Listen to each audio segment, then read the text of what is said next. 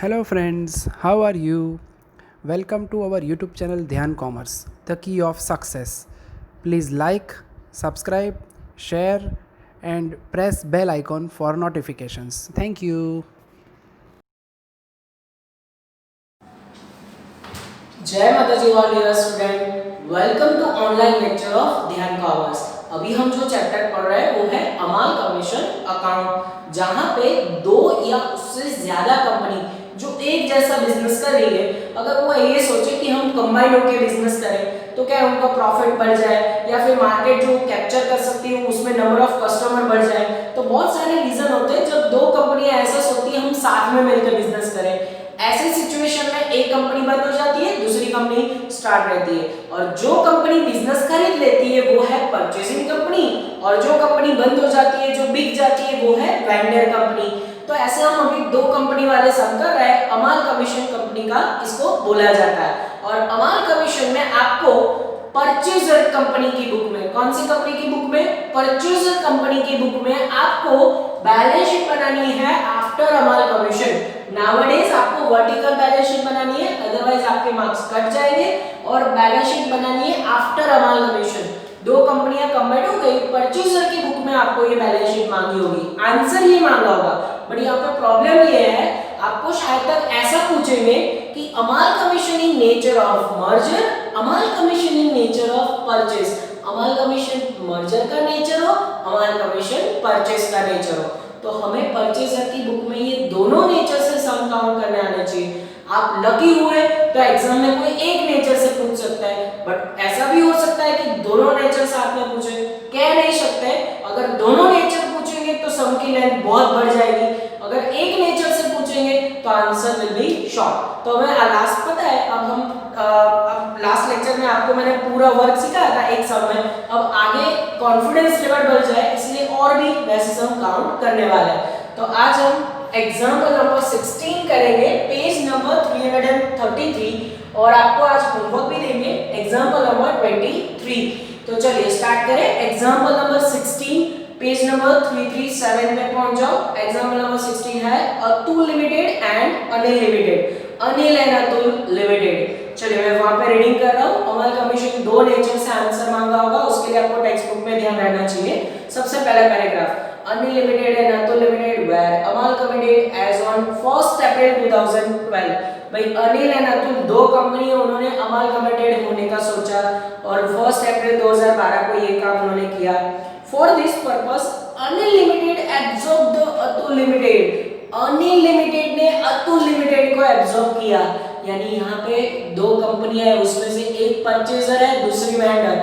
अगर हमें सम आगे स्टार्ट करना है कोई भी नेचर से हो, सबसे पहले हमें purchaser company and vendor company का नाम पता होना चाहिए। ये पैराग्राफ से हमें नाम पता चल रहा है, Anil limited purchase absorb the business of Atul. तो परचेजर कंपनी कौन हुई? परचेजर कंपनी हुई अनिल लिमिटेड, राइट, उसने बिजनेस खरीदा है। और वेंडर कंपनी कौन हुई? अतुल लिमिटेड। तो जो अतुल लिमिटेड है वो होगी वेंडर कंपनी, वेंडर यानी कि जो बिक रही है वो कंपनी। देखो फिर आपको दोनों कंपनी की बैलेंस शीट दी गई है, फिर बैलेंस शीट के नीचे आपको पूरा पैराग्राफ दिया है, और जनरली यहाँ पे 3 या 4 एडजस्टमेंट होते हैं, आप पैराग्राफ में देख सकते हो। Anil limited discharge the purchase price as under. Anil limited हम कौन है? अब हम यहाँ पे दो कंपनी है, purchaser company and vendor company, हमें कौन बन जाना है? अनिल लिमिटेड। हम परचेजर कंपनी है और ये पूरा वर्क परचेजर कंपनी की बुक में लिखा जाता है, तो हम अनिल कंपनी है। अब देखो सामने वाली जो अतुल कंपनी है उसको हम खरीद रहे हैं, हम परचेस कर रहे हैं, तो वो कंपनी को हमें इनके इक्विटी शेयर होल्डरों को, प्रेफरेंस शेयर होल्डरों को, डिवेंचर होल्डरों को पेमेंट करना होगा, तब वो कंपनी हमारे कंपनी में एब्जॉर्ब हो सकती है, वो तब हमारा कमीशन हुआ कहा जा सकता है। तो यहाँ पे अनिल कंपनी पेमेंट करेगी किस कंपनी को? अतुल कंपनी को। और उसके लिए आपको 3 या 4 एडजस्टमेंट दिख रहे होंगे। पहला एडजस्टमेंट इक्विटी शेयर के रिलेटेड है, अभी हम वो पढ़ेंगे बाद में। फिर है प्रेफरेंस शेयर का एडजस्टमेंट, फिर तीसरा एडजस्टमेंट है डिवेंचर का, फिर स्टैट्यूटरी रिजर्व का एडजस्टमेंट है। फिर उसके बाद देखो क्लास में क्या बोला है, prepare the balance sheet after amalgamation in the following cases. आपको क्या बनाना है? बैलेंस शीट बनानी है, बैलेंस शीट आफ्टर अमालगमेशन, और दो नेचर से आंसर मांगा है, when amalgamation in nature of merger, when amalgamation in nature of purchase. तो आपको है ना ऐसी सिचुएशन ही देंगे जहां पे दो कंपनी हो, दो से ज्यादा भी हो सकती है, आगे हम ऐसे सम भी काउंट करेंगे, जहां पे दो कंपनियां बिक रही हो और एक परचेजिंग कंपनी हो, दो कंपनी को खरीद रही हो एक कंपनी, तो ऐसी सिचुएशन भी आ सकती है।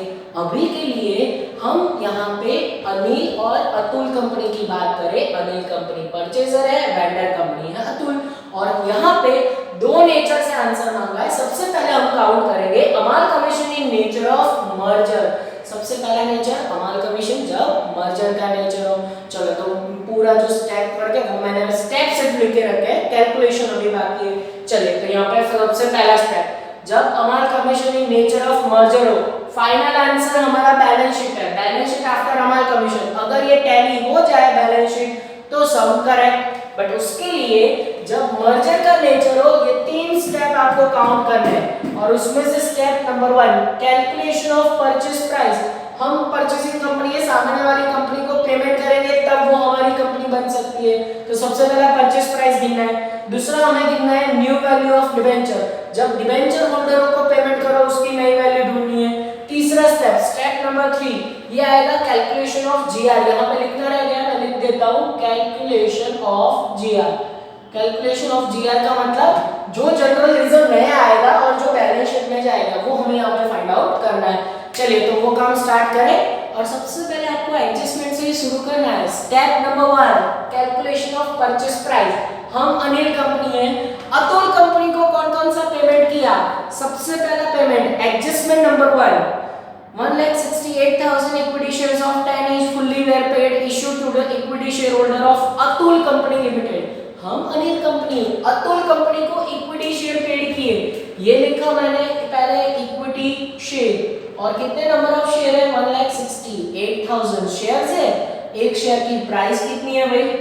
ऐसा भी हो सकता है ये प्रीमियम से दे हम, तो मल्टीप्लाई करोगे आपको आंसर मिल जाएगा। आई थिंक 16,80,000 आंसर आएगा, राइट, मल्टीप्लाई करने से।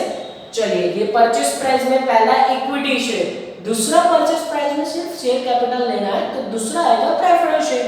Adjustment number 2 14% 8,976 preference shares were issued to the preference shareholder of Atul limited. भाई अब 14% प्रेफरेंस शेयर होल्डरों को भी यहाँ पे पेमेंट कर रहा है, तो कैलकुलेशन ऑफ परचेस प्राइस में इक्विटी शेयर के साथ साथ प्रेफरेंस शेयर भी आएंगे, और preference share number of share थोड़ा ऑकवर्ड फिगर है 8,976, और अच्छा उन्होंने एक शेयर का रुपीस नहीं दिया, प्राइस नहीं दिया। एक शेयर का प्राइस कितना है ना बताया तो 200 ले लो। अगर एक शेयर का प्राइस कितना है ये पेमेंट बना दिया तो आपको ऑलवेज 100 एज्यूम कर लेना है। एक शेयर 100 रुपीस से दिया होगा, मल्टीप्लाई करोगे तो आपको इसका भी आंसर मिल जाएगा। आई थिंक 8,97,600, और ये दोनों को प्लस करोगे आपका पहला answer that is your purchase price, और वो आंसर यहाँ पे आपको मिल जाएगा। चलिए वो डायरेक्ट हम कर लेते हैं 25,77,600, ये आंसर आएगा। ये आप भी चेक कर सकते हो, पर अभी स्टेप नंबर 1 पूरा नहीं हुआ। स्टेप नंबर 1 में इक्विटी प्रेफरेंस शेयर कैपिटल के साथ साथ आपको यहाँ से एक चीज माइनस करनी है, दैट इज ओल्ड कैपिटल। उसको क्या बोला जाता है? Old capital. ओल्ड कैपिटल यानी कि ये हम है अनिल कंपनी, ये अतुल कंपनी को पेमेंट कर रहे बोले रहे, पर साथ में हमारे पास जो अतुल कंपनी है ना, अतुल के लिए शॉर्ट में मैं 80 वर्ड यूज कर रहा हूँ, 80 फॉर अतुल। अतुल कंपनी की equity share and preference share हमारे पास कितनी आ रही है? हमने तो उनको इतना पेमेंट किया 25,77,600। सामने उनकी कैपिटल के लिए आपको बैलेंस शीट में जाना है। देखो आप बैलेंस शीट में अतुल कंपनी की कॉलम देखो, उसमें equity share capital and preference share capital आपको दिख रही होगी, तो वो यहाँ पे ले लेनी है। तो सबसे पहले इक्विटी शेयर कैपिटल कितनी आ रही है? 14,40,000 एंड प्रेफरेंस शेयर कैपिटल आ रही है 8,16,000। इतना हमारे पास कैपिटल आ रहा है, दोनों को प्लस करेंगे तो आई थिंक आंसर आएगा 22,56,000। फिर क्या करना है? इसमें से ये लेस करना है, ये लेस करोगे तो आपको फाइनल आंसर मिलेगा जो कि होगा ट्रांसफर टू जीआर, और ट्रांसफर टू जीआर होगा आई थिंक 3,21,600। 3,21,600 ये कहाँ जाएगा?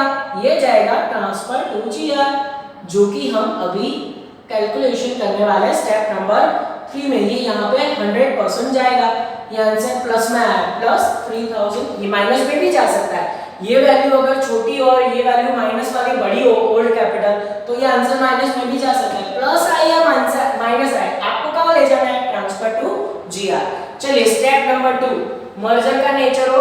स्टेप नंबर 2 हमें कह रहा है new value of debenture find out करो। अब इक्विटी को पेमेंट हो गया, प्रेफरेंस को हो गया, तो अब डिबेंचर होल्डर को पेमेंट करेंगे। उसके लिए एडजस्टमेंट नंबर 3 देखो आप, 15% debenture were issued to debenture holder of Atul Limited so that they get a premium of 10%।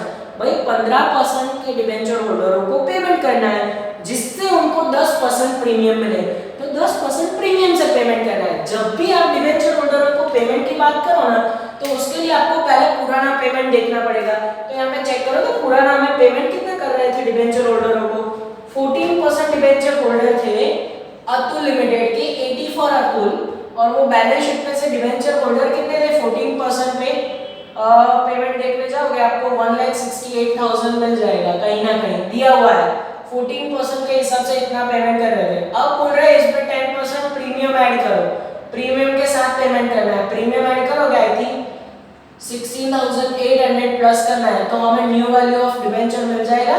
और नए डिबेंचर कितने परसेंट के हैं, 15% के, तो इसमें ये प्लस करने से आई थिंक आपका आंसर आएगा 1,84,800, 1,84,800। आप ये चेक कर सकते हो। आगे वाले सम से तो ये बहुत इजी हो गया, यहाँ पे तो सीधा बोला है कि 10% प्रीमियम मिले ऐसे पेमेंट कर दो, ये देखो कर दिया, पुराना डिबेंचर लिया, उसमें ये प्रीमियम ऐड किया, सीधा ये वाला आंसर आ गया, ठीक है।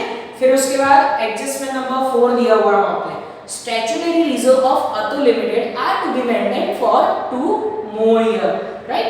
फिर यहाँ पे क्या लिखा गया है देखो, प्रिपेयर बैलेंस शीट, ऐसे दोनों आंसर मांगे, तो ये स्टैट्यूटरी रिजर्व का आंसर अभी इफेक्ट नहीं करेगा जब अमाल commission in nature of merger हो। हाँ, पर अगर परचेस का नेचर हो तो 100% इफेक्ट होता, तो अभी के लिए फोर्थ एडजस्टमेंट यहाँ पे काम में नहीं आएगा। नेक्स्ट जो अमाल commission in nature of purchase करेंगे ना, तब एडजस्टमेंट नंबर 4 की जरूरत पड़ेगी। तो अभी के लिए हमारा स्टेप नंबर 3 अब काउंट होगा कैलकुलेशन ऑफ जीआर, और कैलकुलेशन ऑफ जीआर के लिए सबसे पहले हमें ओल्ड जीआर ले लेना है बैलेंस शीट में से। तो यहाँ पे हमें सबसे पहले क्या लिखना पड़ेगा, बैलेंस ऑफ जीआर, और बैलेंस ऑफ जीआर में 2 आएंगे। सबसे पहला जनरल रिजर्व, 2 कंपनी का, कहाँ पे है जीआर का बैलेंस, अच्छा दोनों कंपनी का सीधा नाम ले लेते हैं। अनिल के लिए AN यूज कर रहा हूँ, अतुल के लिए AT यूज कर रहा हूँ। चलिए रिजर्व देखो तो बैलेंस शीट में से आई थिंक 2,40,000 अनिल कंपनी का, एंड दूसरी कंपनी 1,20,000 अतुल कंपनी का, दोनों को प्लस करेंगे आई थिंक 3,60,000 यहाँ पे हमारे पास जीआर का बैलेंस आ रहा है, ठीक है। फिर अब काम आगे बढ़ाना है। अब दोनों काम हमारे पास जो फर्स्ट 2 स्टेप है ना, उसकी इफेक्ट यहाँ पे जीआर में आएगी, उससे जीआर की वैल्यू चेंज होगी।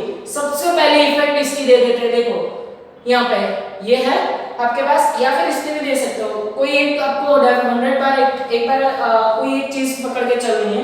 चलिए सबसे पहले आप डिबेंचर की बात कर लेते हैं। तो डिबेंचर में जब आप रिटर्न कर रहे हो ना, तो डिबेंचर रिटर्न प्रॉफिट आ सकता है या फिर लॉस आ सकता है, प्रॉफिट और लॉस। अगर प्रॉफिट आए तो प्लस करना है, लॉस आए तो माइनस करना है। अब कैसे पता चलेगा कि भाई डिबेंचर रिटर्न में प्रॉफिट हुआ या लॉस, उसके लिए आपको 2 पेमेंट को एक साथ डिफरेंस लेना है। आप चेक करो old payment and new payment, पहले हम कितना पेमेंट कर रहे थे, तो ओल्ड पेमेंट था 1,68,000 और नया पेमेंट कितना कर रहे हैं 1,84,800। अब सोचो नया पेमेंट ज्यादा कर रहे हो या कम कर रहे हो, चेक करो नया पेमेंट कैसा कर रहे हो, नया पेमेंट ज्यादा कर रहे हैं। नया पेमेंट ज्यादा करो, पुराने पेमेंट से प्रॉफिट हुआ या लॉस, दैट मींस लॉस हुआ। अगर लॉस हुआ तो क्या करना है, देखो यहाँ पे लॉस हुआ ना, तो डिबेंचर रिटर्न लॉस, क्या लिखेंगे हम, डिबेंचर रिटर्न लॉस। अगर लॉस के लिए चलो फॉर्मूला याद रखना है ना, तो फॉर्मूला ऐसा याद रखो लॉस के लिए, नया पेमेंट ओल्ड पेमेंट से ज्यादा होगा, ऐसा फॉर्मूला बनेगा, न्यू माइनस ओल्ड। तो ये फॉर्मूला होगा लॉस के लिए। प्रॉफिट के लिए क्या फॉर्मूला होगा, ओल्ड माइनस न्यू। वहां पे ना नया पेमेंट कम करोगे तो प्रॉफिट होगा, इसके लिए लॉस का फॉर्मूला याद रख लो, न्यू माइनस ओल्ड। यहाँ पे नया पेमेंट ज्यादा है 1,84,800, उसमें से ओल्ड पेमेंट कितना है 1,68,000, दोनों को डिफरेंस निकालोगे तो आपको लॉस का पेमेंट मिल जाएगा दैट इज 16,800। ये फर्स्ट आंसर आ रहा है ऐसे। अब देखो एक दूसरा इफेक्ट भी साथ में ले देते हैं। कैलकुलेशन ऑफ परचेज प्राइस में हमें ट्रांसफर टू जीआर था, यहाँ पे प्लस तो यहाँ पे माइनस, ये चीज आपको याद आनी चाहिए। इसको बोला जाता है डिफरेंस इन परचेज प्राइस। अब डिफरेंस इन परचेज प्राइस, ये प्लस माइनस का फंडा क्या है, सबसे पहले आप वैल्यू देख लो फिर दोबारा उसको समझा रहा हूं। यहाँ पे प्लस है ना, तो यहाँ माइनस करेंगे डिफरेंस 3,21,600। क्या करना है हमें, माइनस, ये भी क्या किया माइनस। अच्छा ऐसा क्यों, यहाँ पे प्लस तो यहाँ पे माइनस, यहाँ पे माइनस तो यहाँ पे प्लस। वैसा इसीलिए क्योंकि जब आप परचेज प्राइस पेमेंट करते हो ना, सामने ओल्ड कैपिटल को आप कंपेयर कर रहे हो। अगर आपने परचेज प्राइस ज्यादा पे किया, जैसा कि यहाँ पे हो रहा है, आप परचेज प्राइस ज्यादा पेमेंट करो, मतलब बाकी के पैसे कहां से दोगे, बाकी के पैसे जाएंगे जीआर में से। जब आप परचेज प्राइस ज्यादा दोगे, यहाँ पे प्लस आंसर आएगा। जब आप परचेज प्राइस ज्यादा पे करोगे, यहाँ पे प्लस आंसर आएगा। और प्लस का मतलब आपको पेमेंट ज्यादा करना है। ज्यादा पेमेंट कहां से करोगे, जीआर में से। सेम इसका उल्टा, अगर ये परचेज प्राइस कम होता और यहाँ पे आंसर माइनस में जाता, तो यहाँ पे मैं प्लस कर देता। अगर यहाँ माइनस तो यहाँ प्लस। रीजन क्या है, परचेज प्राइस आप कम पे कर रहे हो, आपके पास बाकी के पैसे आएंगे तो कहाँ ले जाना है, जीआर में लेके जाना है। सिंपल सा वर्ड है, यहाँ पे लिखना डिफरेंस इन परचेज प्राइस है, यहाँ पे प्लस तो यहाँ पे माइनस, माइनस तो प्लस।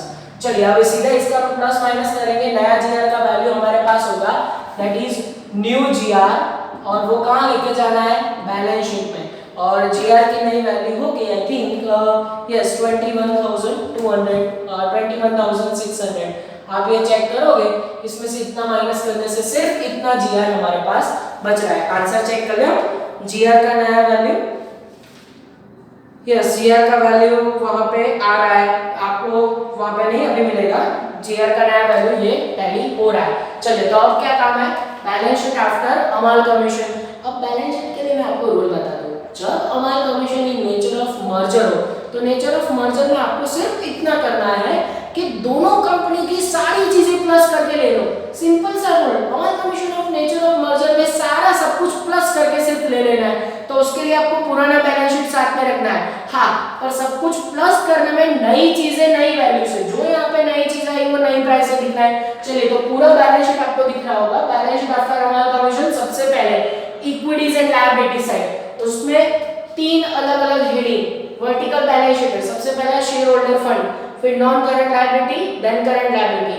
शेयर होल्डर फंड में equity share capital preference share, ये शेयर कैपिटल आएगा, फिर रिजर्व्स एंड सरप्लस आएंगे। इस तरीके से पूरा बैलेंस शीट बनाना है। चलिए स्टार्ट करें बैलेंस शीट को।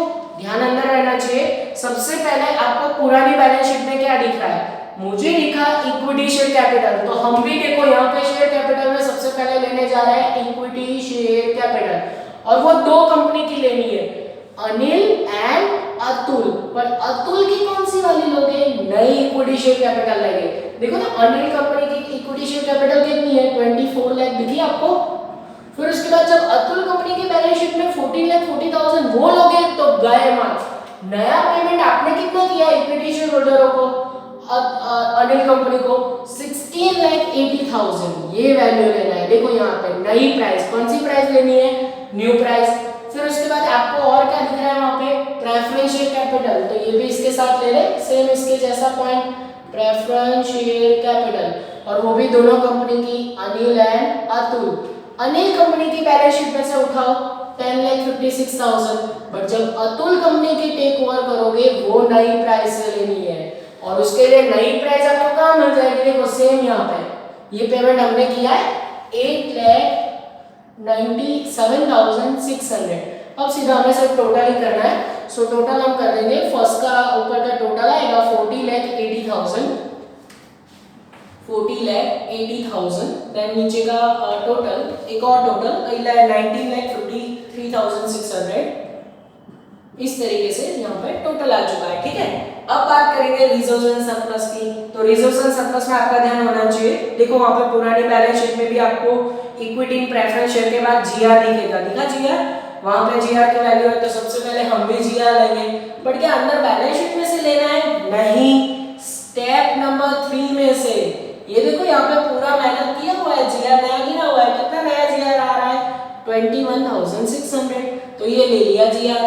फिर उसके बाद कौन सा दिया हुआ है देख लो तो, प्रॉफिट एंड नहीं, फिर उसके बाद है export profit reserve, investment allowance reserve, तो ये भी ये दोनों है, ये दोनों भी कंसीडर करेंगे। सबसे पहले एक्सपोर्ट प्रॉफिट रिजर्व, चलिए जो जो अंदर दिया हुआ है वो सब कुछ ले लेंगे। अनिल एंड अतुल कंपनी का कंबाइन ले लेंगे, यस थोड़ा सा नीचे लिख रहा हूँ, अनिल एंड अतुल। चलिए एक्सपोर्ट प्रॉफिट रिजर्व का आंसर कितना है, 1,44,000 एंड 96,000, इन दोनों का प्लस करेंगे, आई थिंक आंसर आएगा 2,40,000। ये आंसर आप भी चेक कर सकते हो। फिर उसके बाद है इन्वेस्टमेंट रिबेट रिजर्व, इसको शॉर्ट में बोला जाता है IRR, वो भी अनिल कंपनी का एंड अतुल कंपनी का, ये भी कंबाइन में ले लेते हैं। पर इन्वेस्टमेंट रिबेट रिजर्व मुझे सिर्फ दूसरी कंपनी के दिख रहे हैं, अतुल कंपनी के, फर्स्ट कंपनी में है नहीं, तो कोई बात नहीं, सीधा वो दूसरी कंपनी का ले लेते हैं, ठीक है। इस तरीके से सिर्फ हम प्लस करके लिख रहे हैं, ऐसा इसमें नया कुछ नहीं कर रहे हैं। हाँ, पर जो नई प्राइस है उसको नई प्राइस से ले रहे हैं, जैसे कि ये दोनों और GR की नई प्राइस, ये देखो तीसरे स्टेप में से। चलिए फिर आगे क्या दिया हुआ है हमें, प्रॉफिट एंड लॉस अकाउंट, तो वो भी सीधा ले लेते हैं P&L अकाउंट, और वो भी दोनों कंपनी का, हाँ दोनों कंपनी का प्रॉफिट एंड लॉस अकाउंट दोनों कंपनी का चेक करोगे आप तो आई थिंक आपको दिख जाएगा, यस 3,60,000 2,40,000, तो आई थिंक इसका आंसर 6 लाख। इस तरीके से हमारा जो पहला पूरा नंबर 1 है ना शेयर कैपिटल है इसका, तो ये आंसर कंबाइन होकर एक आंसर बाहर चला जाएगा, जो कि हम लास्ट में करेंगे। फिर उसके बाद देखो मुझे क्या दिख रहा है, डिबेंचर, तो डिबेंचर है ना रिजर्व्स और यहाँ पे नहीं आते, वो किस में आते हैं, नॉन करंट लायबिलिटी में आते हैं, जिसमें लॉन्ग टर्म लायबिलिटी होती है, जैसे कि डिबेंचर, बैंक लोन, वो सारी। तो यहाँ पे सबसे पहले आप मुझे डिबेंचर दिखे तो मैं लिखने जा रहा हूँ डिबेंचर, और दोनों कंपनी के लिखने जा रहे हैं अनिल एंड अतुल। चलिए अनिल कंपनी के डिबेंचर कितने हैं, तो वो मुझे दिखे 2,40,000, पर जैसे अतुल कंपनी के लिखने गए अटकना है हमें, क्योंकि इसकी नई वैल्यू हमें स्टेप नंबर 2 में फाइंड आउट की है। स्टेप नंबर 2 में आपको अतुल कंपनी के नए डिबेंचर पेमेंट दिखे 184,800, स्टार रेटिंग 184,800, अगर ये वैल्यू नहीं लिया तो मार्क्स गए। इसमें आपको पता चलना चाहिए नई प्राइस है, बाकी सब कुछ प्लस करके ले लेना है, सिर्फ नई चीजें नई प्राइस आएगी, इन दोनों को प्लस करेंगे, हमारे पास एक और आंसर आएगा डिबेंचर का 4,24,800, 4,24,800, ये 4,24,800 सीधा बाहर में लिख रहा हूँ, रीजन नॉन करंट लायबिलिटी में सिर्फ एक ही है। अब देखो करंट लायबिलिटी, उसमें मुझे दो दिख रहे हैं, करंट लायबिलिटी में सबसे पहला मुझे दिखा क्रेडिटर, और क्रेडिटर वो दो कंपनी का है, Anil company and Atul company, तो उन दोनों क्रेडिटर को भी प्लस करना है। वैल्यू है 2,16,000 एंड दूसरी कंपनी की वैल्यू है 1,68,000, इसका टोटल भी हम अभी करेंगे। फिर उसके बाद है बिल्स पेएबल, ये भी दोनों कंपनी का, Anil company and Atul company, और ये दोनों पेमेंट है 96,000 एंड 72,000। फिर इसके बाद इसका टोटल सीधा बाहर जाएगा और बैलेंस शीट की एक साइड का टोटल आ जाएगा, और इसका वैल्यू कोई कट नहीं हो रहा है, वो मैं देख लेता हूँ। मैं यहाँ पे वैल्यू थोड़ा कट हो जाएगा तो मैं बैलेंस शीट का टोटल यहाँ पे लिखूंगा। क्रेडिटर का टोटल है 3,84,000 एंड जो दूसरा है टोटल वो आ रहा है बिल्स पेएबल का 1,68,000। फिर इसके बाद इन दोनों को टोटल करके बाहर रख देंगे, तो मुझे कैलकुलेटर की जरूरत पड़ेगी। 3,84,000 1,68,000, टोटल आएगा 5,52,000। अगर यहाँ पे पूरा टोटल हम करने जाए तो ये भी हमें टोटल मिल जाएगा एक,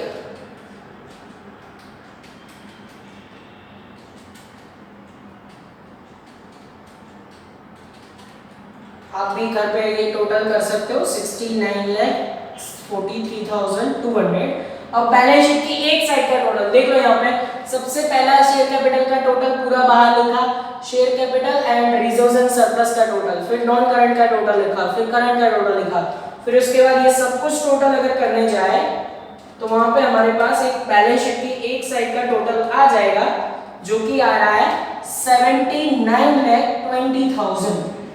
ये बोर्ड पे आपको नीचे दिखेगा नहीं, इसलिए मैंने यहाँ पे साइड में लिखा। अब ये टोटल सही है कि गलत मुझे चेक करना हो, अभी असल साइड बाकी है पर ये टोटल सही है गलत है चेक करना। तो मैंने आपको क्या बताया था, आपको दी गई अंदर बैलेंस शीट है ना, अनिल एंड अतुल, वो दोनों कंपनी का टोटल करो, वो इसके साथ मैच होना चाहिए, तो आपका ये टोटल सही है। चलो देखो तो अंदर के जो दोनों टोटल है वो मैच हो रहा है, इसके जितना होना चाहिए, तो आपका सम करेक्ट। तो अगर दोनों कंपनी के पुरानी बैलेंस शीट का टोटल मैच हो जाए तो आपका यहाँ तक का काम सही है। अब यही टोटल असेट साइड लेना है, पर देखो असेट साइड तो सिर्फ 3 असेट है, तो सीधा उसमें तो लिख लोगे ना, आंसर आ ही जाएगा। देखो उसमें सबसे पहले आपको क्या दिया है, फिक्स असेट, तो ये मैंने लिखा नॉन करंट में सबसे पहला, that is fix asset, Anil company and Atul company, A and T. Anil company की कितनी है 30,36,000 एंड दूसरी कंपनी अतुल कंपनी की 70,28,000। इसमें कोई चेंज नहीं, इसमें कोई नया बदलाव आएगा नहीं। फिर करंट एसेट है, करंट एसेट में सबसे पहले करंट एसेट ही लिखा है, तो ये तो सीधा लिख दे अनिल एंड अतुल, और वो है 30,80,000 एंड दूसरा है 12 लाख। अब इन्वेस्टमेंट है वो यहाँ पे लिख सकते हो कहीं पे भी, यहाँ पे मैं साथ में इन्वेस्टमेंट मेंशन कर रहा हूँ, investment Anil company and Atul company, और इन्वेस्टमेंट है 3,36,000 एंड 2,40,000। अब ये टोटल करके सिर्फ बाहर ही रखना है, ये टोटल सीधा बाहर जाएगा, इसका एक टोटल बाहर जाएगा, और यहाँ पे 79,20,000 टोटल आना चाहिए, तो आपका सम करेक्ट। अदरवाइज कहीं ना कहीं मिस्टेक किया है, तो ये टोटल आप मैच करोगे, यहाँ पे 47,64,000 टोटल आएगा, एंड दूसरी साइड यहाँ पे ये दोनों का टोटल 25,80,000 एज वेल एज, और दूसरा आएगा 5,76,000। ये टोटल सीधा बाहर जाएगा इस तरीके से, इन दोनों का टोटल भी बाहर जाएगा, जो मैं कर रहा हूँ यहाँ पे 25,80,000 एंड 5,75,000, तो ये टोटल आएगा 31,56,000। ये दोनों टोटल इतना मैच होना चाहिए, 3,56,000। अब ये फर्स्ट नेचर से कंप्लीट हुआ। सोचो बैलेंस शीट आफ्टर अमाल कमीशन, मर्जर में सिंपल है, दो कंपनी का सीधा प्लस करके लेना है, पहले 3 स्टेप में गड़बड़ नहीं करना है, अदरवाइज ये आंसर मैच नहीं होगा। अभी अमाल कमीशनिंग नेचर ऑफ परचेज करना है, और नेचर ऑफ परचेज में सिर्फ कुछ ना कुछ चेंजेस आएंगे, पर उसमें बैलेंस शीट का रूल जबरदस्त है। तो नेचर ऑफ परचेज अब करने जा रहे हैं, नेचर ऑफ मर्जर अभी कंप्लीट हुआ। चलिए तो अब काउंट करने जा रहा है अमाल कमीशनिंग नेचर ऑफ परचेज, और इसके लिए पॉइंट नंबर 2। अब दूसरा पूरा कैलकुलेशन, पर आगे हमने मर्जर से काम कर लिया है, तो अमाल commission of nature of purchase, अमाल कमीशनिंग नेचर ऑफ परचेज के लिए हमें कुछ कम काम करना पड़ेगा, क्योंकि पूरा वर्क आपने मर्जर से देख लिया है। अब फिर से बता रहा हूँ, दोनों नेचर एक दूसरे के ऑप्शन में आ सकते हैं, या दोनों साथ में भी पूछ सकते हैं।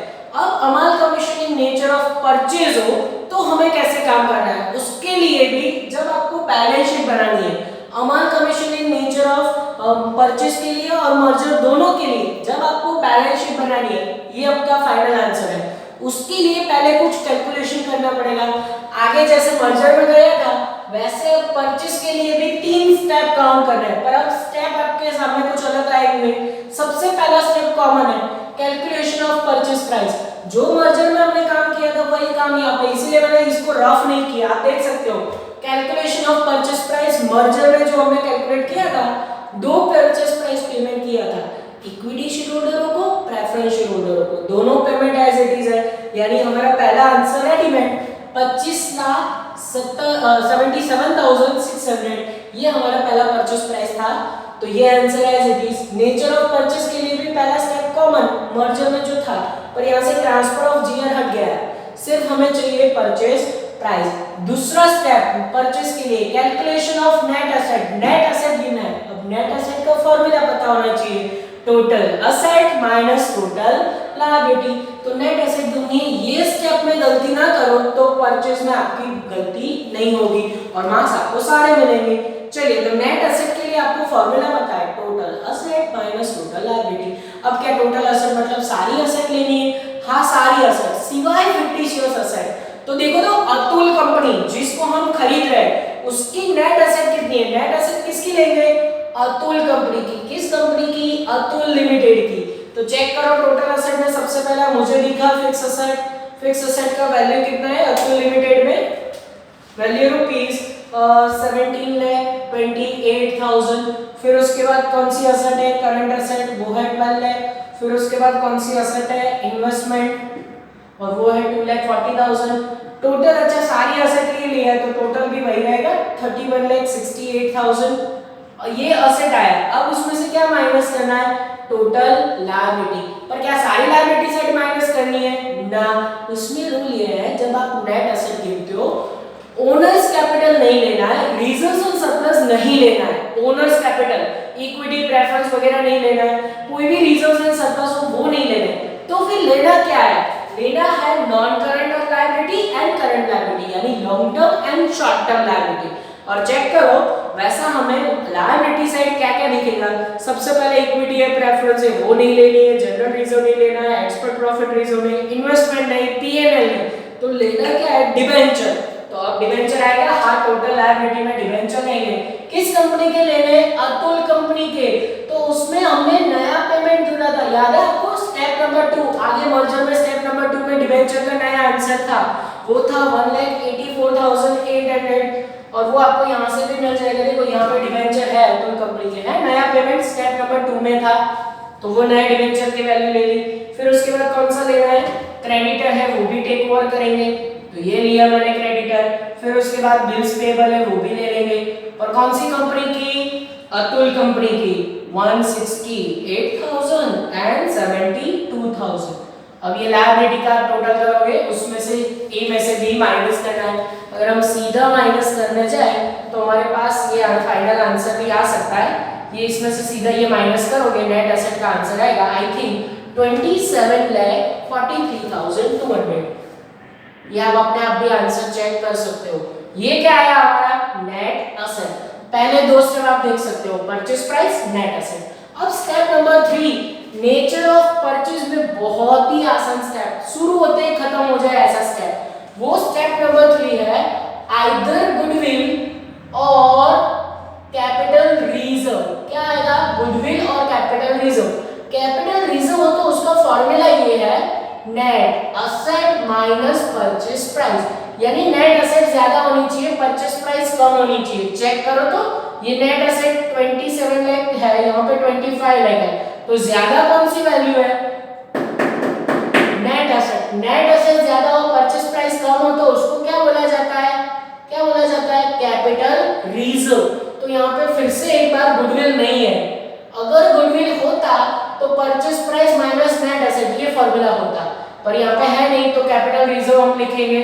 कैपिटल रिजर्व अभी फाइंड आउट करने के लिए मुझे वैल्यू लिखनी पड़ेगी। नेट एसेट है 43,200 और परचेज प्राइस हमारे पास है 25,76,600। दोनों के बीच का डिफरेंस हमारा नया कैपिटल रिजर्व आएगा, दैट इज 1,65,200, 165,200। और ये कहाँ जाएगा, ये जाएगा बैलेंस शीट में। क्लियर। तो ये देखते ही देखते हमारे परचेज के 3 स्टेप आ गए। अब रूल आ रहा है बैलेंस शीट का। अमाल commission in nature of purchase में बैलेंस शीट का रूल क्या है, तो बैलेंस शीट में सिर्फ और सिर्फ ए कंपनी यानी परचेजिंग कंपनी हो, यहाँ पे परचेजिंग कंपनी अनिल कंपनी है, तो हम अनिल कंपनी की सारी चीजें बैलेंस शीट में लिखेंगे। अतुल कंपनी की यानी वेंडर कंपनी की वही चीजें आएगी जो हम टेक ओवर करें, यानी परचेजर की सब कुछ चीजें, पर जो वेंडर कंपनी है उसकी वही चीजें लाओ, जो वही चीजें लिखो जो हम परचेज में यहाँ पे पे करें। यहाँ पे जो चीज आएगी वही हम वेंडर कंपनी की लेंगे। और उसके लिए देखो आप बैलेंस शीट में पूरा पुराना बैलेंस शीट साथ में रखा है, ताकि आपको समझा पाओ कि चेंजेस कहाँ आ रहा है। तो सिर्फ आप चेंजेस समझ जाओगे तो आपको ये पता चल जाएगा कि नेचर ऑफ परचेज में करना क्या है। तो अब सबसे पहले हम इक्विटी एंड लायबिलिटी साइड पकड़ लेते हैं। परचेज कंपनी की सारी चीजें, वेंडर कंपनी की सिर्फ वही चीजें जो यहाँ पे आपको दिख रही है। चलिए तो यहाँ पे सबसे पहले इक्विटी शेयर कैपिटल दिख रहा है हमें, और वो अनिल कंपनी का तो लिखना ही है। क्या अतुल कंपनी को यहाँ पेमेंट है यहाँ पे पेमेंट है, तो वो पेमेंट एज इट इज, ये ऐसे ही रखना है हमें, राइट। ये टिक मार्क मैं आपके लिए कर रहा हूँ।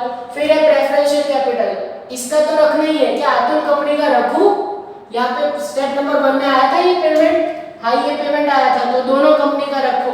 तो यहाँ पे मैंने कोई चेंज नहीं किया। क्यों? क्योंकि वो हम परचेस प्राइस में पेड कर रहे हैं, इक्विटी एंड प्रेफरेंस पेड कर रहे हैं।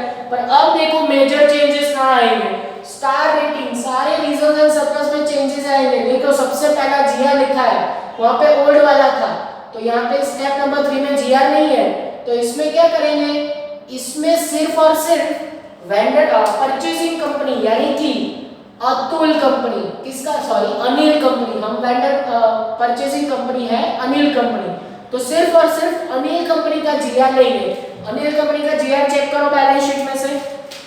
यस, अनिल कंपनी का जीआर है 2,40,000। तो देखो ये पहला चेंज आया, 240 जीआर किसका लिया, अनिल कंपनी का। अब महा डेंजर पॉइंट, एक एडजस्टमेंट नंबर 4 देखो, वो हमने रीड नहीं किया था, वहां पे ध्यान होना चाहिए। एडजस्टमेंट नंबर 4 ये कह रहा है statutory reserve of Atul limited are to be maintain for more 2 year. Atul company के स्टैट्यूटरी रिजर्व का मतलब होता है कानूनी अनामत, और उसमें देखो नाम नहीं दिया है कौन से रिजर्व, पर उसमें ना 2 रिजर्व आते हैं, एक आता है एक्सपोर्ट प्रॉफिट रिजर्व एंड दूसरा investment rebate reserve. Export profit reserve, investment rebate reserve. Adjustment number 4 हमें ये कह रहा है कि ये दोनों आपको 2 साल तक रखने हैं, अदरवाइज मैं सिर्फ अनिल कंपनी के लेता, पर यहाँ पे क्योंकि बोला है ना कि इन दोनों को मेंटेन करना है, तो हमें 2 साल तक रखने पड़ेंगे, वरना मैं सिर्फ अनिल कंपनी के लिखता, जैसे मैंने जीआर लिखा ना अनिल कंपनी का वैसे करता, पर ये काम मैं यहाँ पे करूंगा नहीं, ये दोनों कंपनी का हम एज इट इज रखेंगे। Reason adjustment number 4, adjustment number 4 हमें ये कह रहा है कि इन दोनों को एज इट इज रखो। अब देखो पीएनएल यहाँ पे लिखा है ना, पीएनएल दोनों कंपनी का है, हम कौन सा रखेंगे, सिर्फ अनिल कंपनी का। अतुल कंपनी का पीएनएल हम मेंटेन करेंगे नहीं, ये 3,60,000 सिर्फ और सिर्फ कौन सी कंपनी का आएगा, अनिल कंपनी। देखो आया चेंज, समझ रहे हो? तो देखो पीएनएल में भी चेंज आया। अब एक और रिजर्व आ गया, उसको नहीं भूलना चाहिए, स्टेप नंबर 3 में नया कैपिटल रिजर्व आया, कैपिटल रिजर्व नया कहां से आया है, स्टेप नंबर 3 में से, तो उसको भूल गए तो भी मार्क्स गए, 1,65,200। समझ रहे हो? इस तरीके से। तो अब देखो चेंजेस कहां है, चेंजेस यहां है, ये दोनों मेंटेन किया, ये सिर्फ अनिल कंपनी का, तो चेंजेस तो हुआ है। आगे देखो अब कोई चेंजेस नहीं होगा, इस साइड चेंज नहीं होगा। क्यों नहीं होगा, नॉन करंट लायबिलिटी में देखो डिबेंचर दोनों कंपनी के, यहाँ पे भी स्टेप नंबर 2 में हमने डिबेंचर की नई वैल्यू लिया है, हाँ लिया है, तो डिबेंचर एज इट इज रखे, एज इट इज रखना है। करंट लायबिलिटी में क्रेडिटर एंड बिल्स पेबल यहाँ भी है अतुल कंपनी के, तो अतुल कंपनी के एज इट इज रखना है हमें। ये अतुल कंपनी की सारी चीजें वही हम रख रहे हैं जो यहाँ पे स्टेप में आ रही है, समझ रहे हो? ये दोनों एक्स्ट्रा था एडजस्टमेंट नंबर 4। तो सिंपल बात है, जो वेंडर कंपनी है उसकी वही चीजें हम ले रहे हैं जो हमने स्टेप में काउंट किया है। तो इस तरीके से सारे चेंजेस हुए, तो इसका मतलब अब टोटल यहाँ पे बदलेगा, यहाँ नया टोटल आएगा और बैलेंस शीट का भी नया टोटल आएगा, और नया टोटल मुझे यहाँ पे करना पड़ेगा।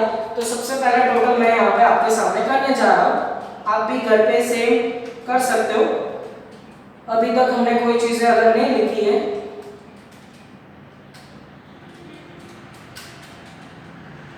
तो यहाँ पे पहला जो टोटल है 68,46,800 आ रहा है, और मैं बैलेंस शीट की अगर एक साइड का टोटल करूं